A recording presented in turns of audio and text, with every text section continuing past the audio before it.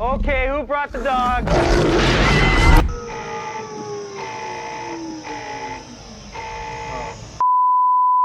Ghostbusters is not only an iconic film of the 1980s, but also a cultural explosion that went far beyond the boundaries of pure entertainment.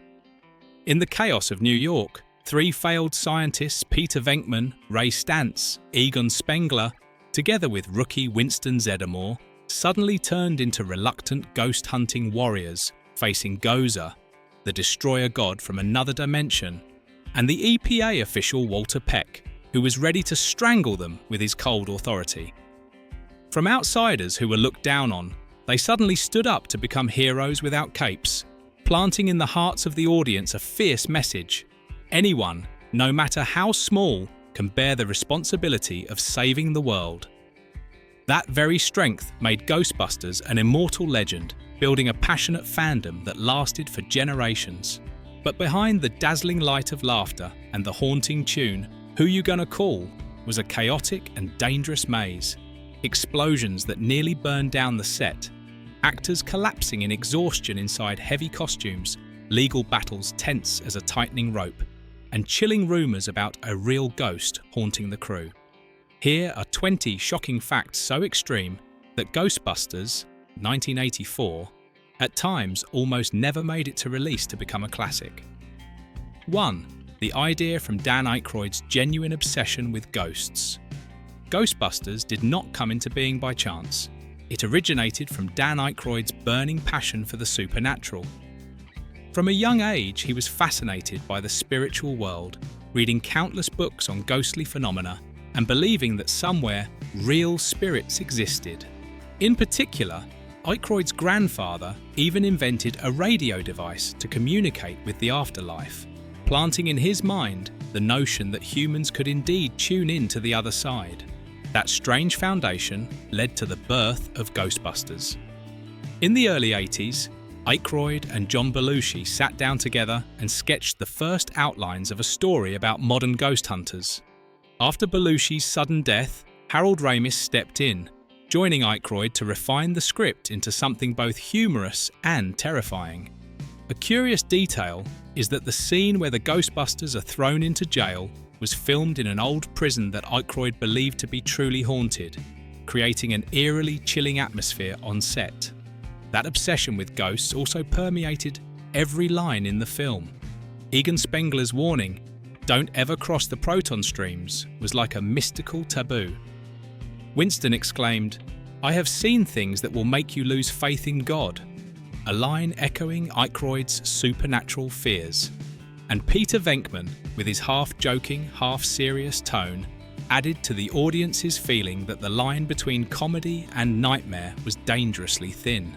In particular, actress Beverly D'Angelo once recounted that she lived in a house Aykroyd had once stayed in, a place she believed to be haunted by singer Cass Elliot. Such ghostly experiences became the invisible fuel that pushed Aykroyd to turn Ghostbusters into a horror comedy imbued with clear spiritual traces. And that was just the beginning of the whole truth. 2. Bill Murray joined the film only with a nod and no paperwork. It sounds unbelievable, but Bill Murray entered Ghostbusters without ever signing a contract.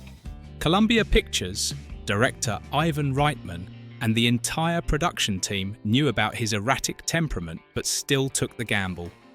The only thing Murray offered was a verbal promise. He would participate if the studio financed his personal project, The Razor's Edge.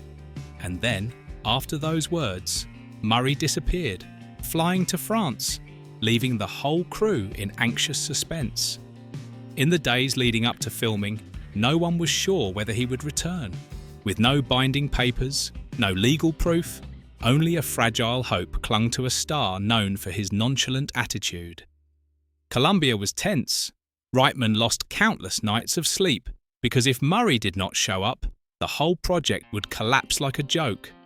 Then, on the morning of the first day of shooting, he appeared, calm as if there had never been anything to worry about. Without a strict script, Murray improvised almost all his lines, turning Peter Venkman into a sarcastic yet charming icon, breathing life into the entire film. Ghostbusters was defined in that very moment by a gamble no one thought would succeed. But while Murray gave the film its soul, Aykroyd had once written a draft so insane it could have swallowed all of Hollywood whole. 3. The original Ghostbusters script was a $300 million intergalactic blockbuster never seen before. At first, Ghostbusters was not envisioned as the supernatural comedy tied to New York that audiences love today. Dan Aykroyd, coming from a family obsessed with mysticism and parapsychology, let his imagination drift into the cosmos. In the first draft, the Ghostbusters were an interplanetary force, traveling across dimensions, using advanced technology to fight ghost armies that filled planets. The setting stretched from world to world. Interdimensional gates opened constantly, and each scene demanded visual effects far beyond what cinema could achieve at the time. The cost to realize that vision? Over $300 million in 1983, an insane figure, many times larger than the biggest blockbusters of the era. Studios who read the script could only shake their heads. This was a financial bomb, an unfilmable dream. Ghostbusters seemed doomed before it began, if not for Harold Ramis.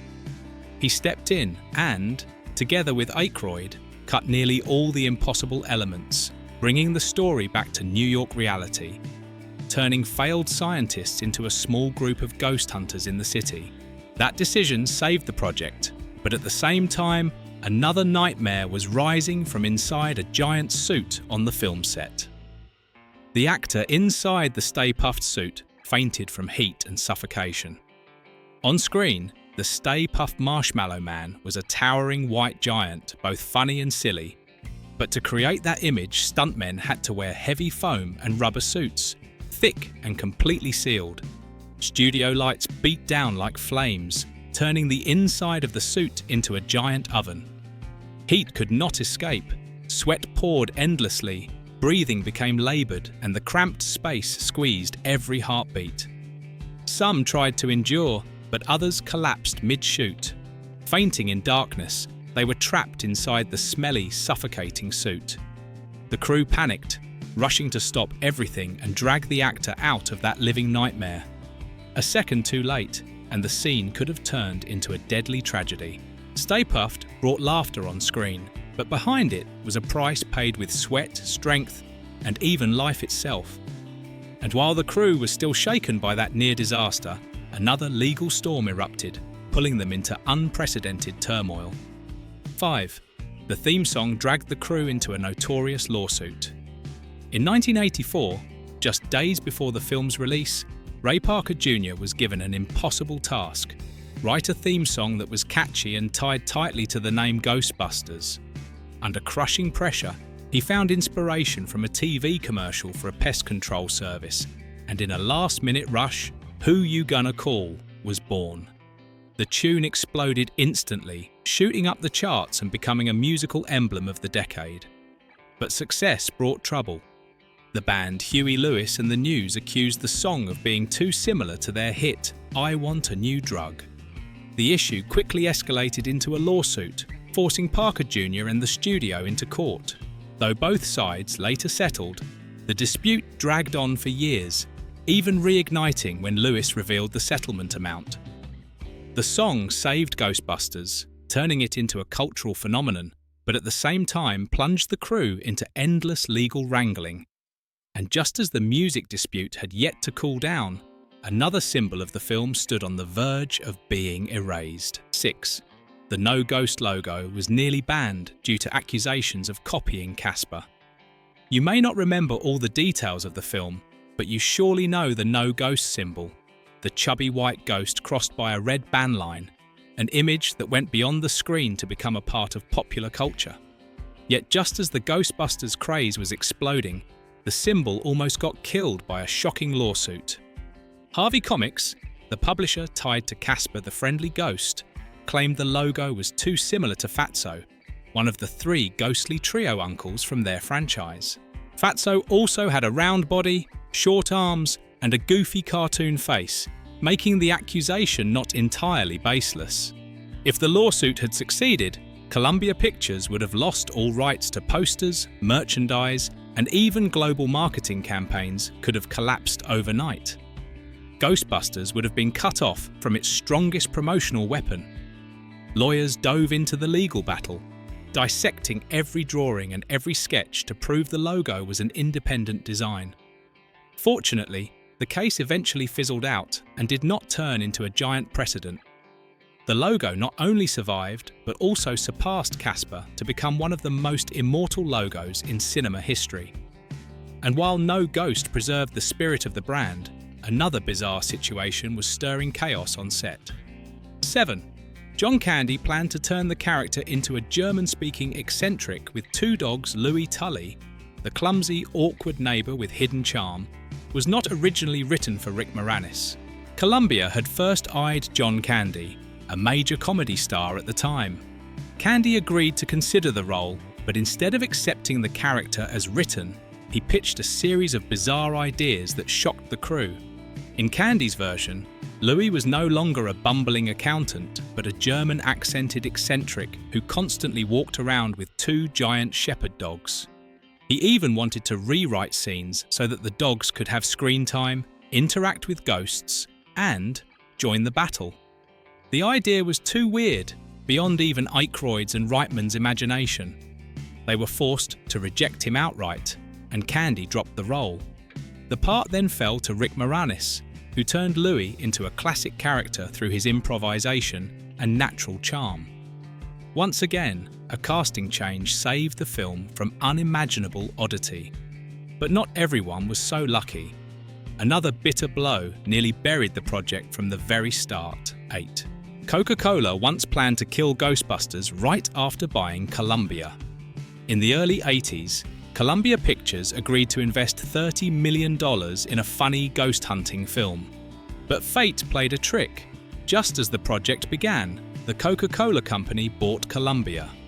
The new executives of the soda giant had no faith in this gamble. To them, Ghostbusters was an expensive joke with no chance of profit, and the option of cancelling the film was put on the table. Ivan Reitman and Dan Aykroyd had to take the front line. They argued, shouted, and tried every way to prove Ghostbusters had the potential to become a phenomenon.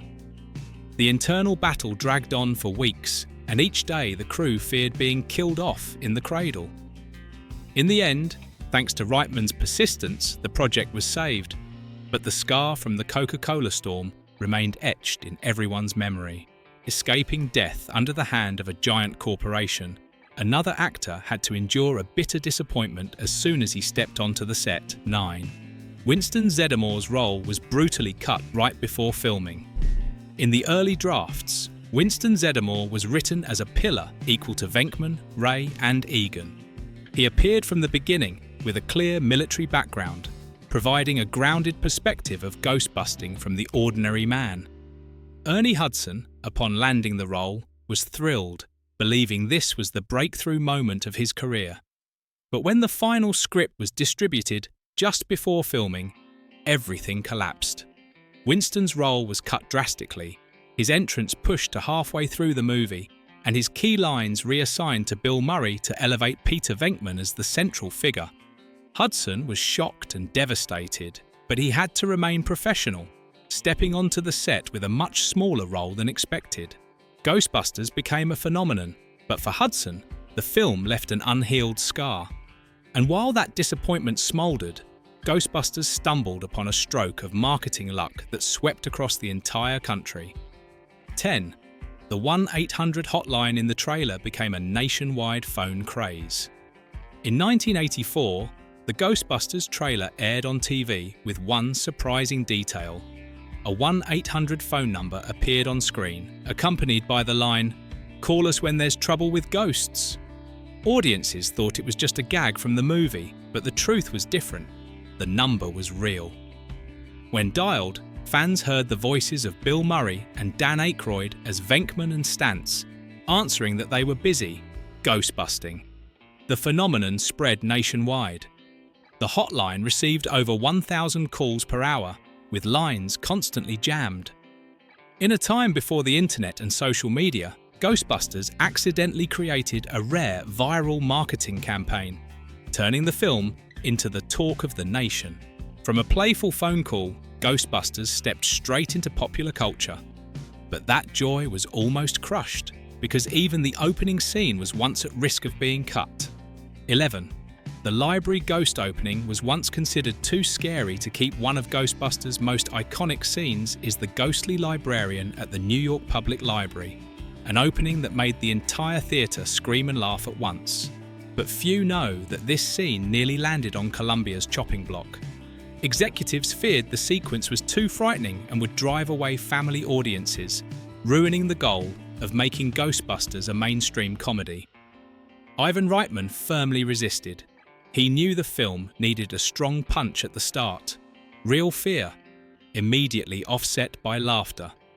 The test screening proved him right.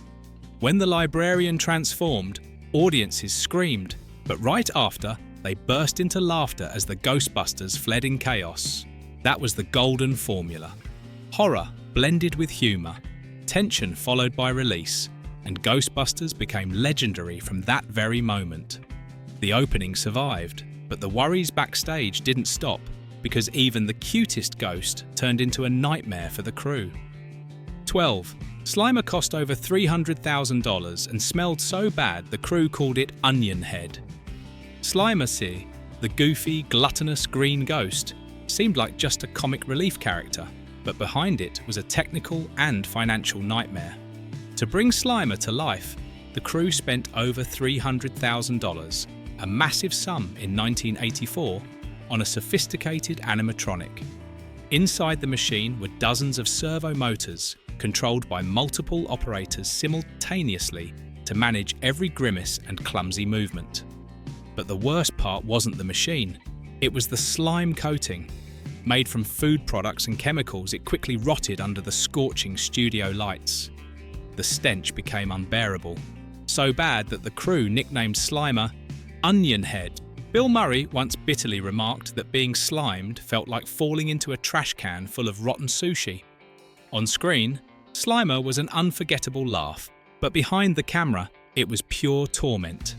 And as everyone was still reeling from the foul stench, another shock suddenly erupted in the middle of New York City. 13. Isaac Asimov stormed onto the set during New York gridlock while Ghostbusters was filming at 55 Central Park West. The heart of New York was thrown into chaos. Streets were blocked, traffic jams stretched to Columbus Circle, horns blared and frustration mounted. In the middle of the chaos, an unexpected figure appeared. Legendary science fiction author Isaac Asimov. Asimov lived nearby, but that day he was no longer the friendly neighbour. He stormed onto the set in anger, scolding the crew for turning the neighbourhood into a battlefield of traffic jams. The tension was suffocating. Dan Aykroyd, a lifelong fan of Asimov, rushed over, hewing and apologising profusely while praising his works. Only then did Asimov's fury subside. Ghostbusters shook New York, both on screen and in real life. And as the streets quieted again, one peculiar scene left a decades-long mystery for audiences. 14. The subplot of the ghost woman removing Ray's pants was deleted, leaving only a shocking fragment.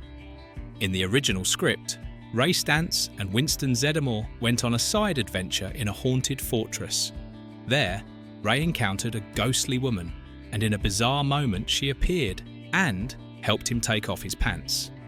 The entire subplot was filmed with full sets, costumes, and dialogue. But in the editing room, it was cut entirely.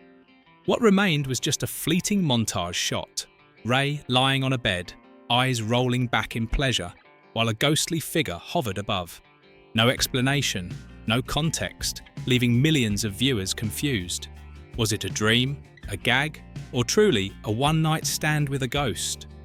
The cut sequence became backstage legend, leaving a strange gap in an otherwise polished film. And while that odd scene stirred debate, the crew faced a furious race against time. 15. Boss Films was created in 10 months just to save Ghostbusters. In the early 80s, Hollywood had one undisputed effects giant. Industrial Light and Magic, ILM. But when Ghostbusters came knocking, ILM was already booked with Return of the Jedi and Indiana Jones. The looming threat, Ghostbusters would have no effects to finish. In desperation, Richard Edlund, a former ILM member, made a bold decision: create an entirely new studio from scratch just for Ghostbusters. Boss Films was born at record speed, assembling a team of artists, technicians, and creators who worked relentlessly for 10 months. They produced nearly 200 effects shots: proton beams, the library ghost, terror dogs, slime, all invented from scratch, trial and error non-stop, completed under crushing deadlines. Some shots were delivered only days before the premiere. It was a crazy gamble, but it worked. Boss Films not only saved Ghostbusters, but also became one of the leading effects studios of the 80s, paving the way for classics like Die Hard and Batman Returns. But even as the effects were rescued, one actor's improvisation unexpectedly turned into the miracle that elevated Ghostbusters into legend. 16. Rick Moranis improvised an entire monologue that stunned everyone. In the script, Louis Tully was only a minor character, the awkward and clumsy neighbour. But Rick Moranis turned that small role into one of the immortal highlights of Ghostbusters. In the scene where Tully throws a party and tries to impress the guests, Moranis did not follow the script. Instead, he improvised an entire long monologue, endlessly rattling off income, taxes, and medical costs of each guest with uncanny accuracy. The scene became a comedy feast, making everyone on set hold their breath to avoid laughing and ruining the take. That was the moment Moranis' improvisational talent shone, transforming Louis Tully from a throwaway role into a character audiences would never forget. And as Louis became iconic through spontaneity, another detail was cleverly planted, woven through the frames to lead the audience to the final shock. 17. The Stay Puft image was foreshadowed throughout the film. The appearance of the Stay Puft Marshmallow Man was a shocking surprise that left audiences both stunned and excited. But in reality, the crew had prepared viewers' minds beforehand. In Dana Barrett's kitchen, a package of Stay Puft marshmallows can be clearly seen. Later, when the Ghostbusters are sitting at the table, a Stay Puft billboard is visible in the New York background. These small details subtly planted seeds in the audience's subconscious, so when Ray accidentally chose the Destroyer's form, Stay Puft appeared both surprising and eerily logical. It was a masterstroke of storytelling, sowing the seeds early, then letting them sprout in an explosion of excitement. And while these hints were hidden on screen, in real life, a humble building unexpectedly became a holy site for fans. 18.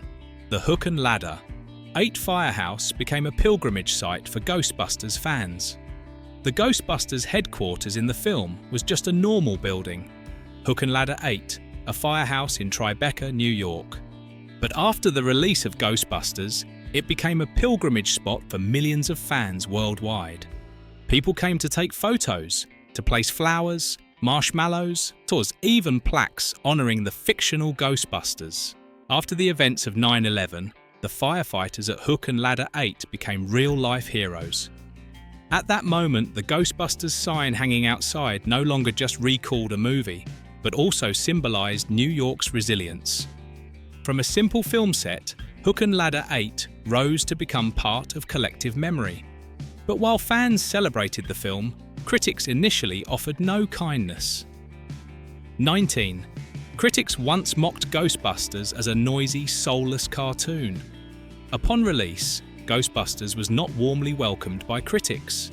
Many writers dismissed it as a loud cartoon, a spectacle flaunting effects, lacking depth, and destined to fade quickly. Cold reviews spread across newspapers, making Columbia fear the film would flop. But audiences reacted entirely differently.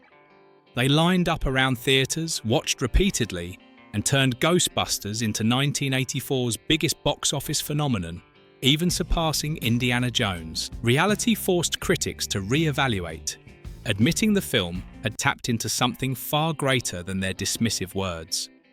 And amidst the storm of scorn and love, one ghost carried a personal imprint that would haunt Ghostbusters forever. 20. Slimer was, in fact, John Belushi's eternal embodiment after his sudden death. Dan Aykroyd never hid the truth. Slimer was Belushi's ghost.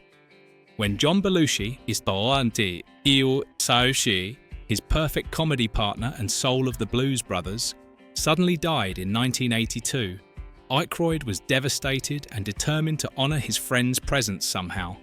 Thus, Slimer was designed as Belushi's spiritual twin, gluttonous, chaotic, mischievous, yet irresistibly lovable. In every frame, Slimer reminded audiences of a star who left too soon, but who still lived on in cinematic memory. Belushi never wore the Ghostbusters uniform, but he became a Ghostbuster forever in his own way, under the shape of a slimy green ghost who would never leave the party. Ghostbusters deserves to be called a masterpiece, perfectly combining humour and horror to create a unique experience. The film became a cultural icon, leaving behind characters and images that live on through time. Its effects, music, and acting reached their peak, making every frame unforgettable. More than 4 decades later, Ghostbusters' appeal remains intact, proving it is an immortal legend. If you find this video fascinating, please hit like to support us. And don't forget to share and subscribe so you won't miss other dramatic behind-the-scenes stories.